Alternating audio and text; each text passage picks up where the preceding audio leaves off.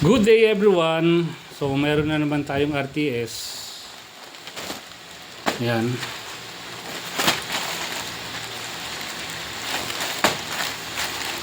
So galing siya kay Marlon. Yan. So next time Marlon, huwag ka nang umorder kung di mo naman pala kailangan. Kasi talo tayo sa packaging. Sa pouch pa lang 2 pesos na kaagad. Tapos dun sa waybill 1 peso. And then plus yung packaging sa loob.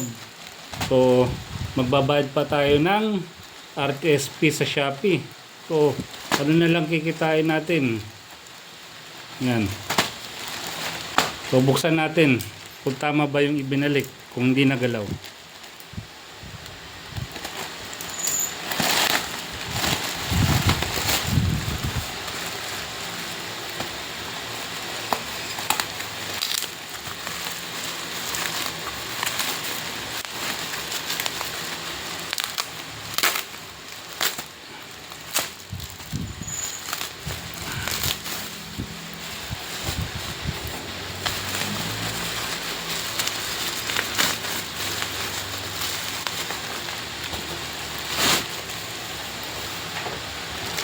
Yan, so Honda Genio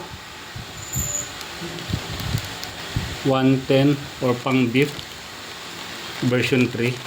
Tama naman yung binalik, hindi naman pinakilman. Yun nga lang talo tayo sa packaging, sa RTS at saka sa pouch and waybill. And syempre talo tayo sa oras ng pagbabalot. Yun lang.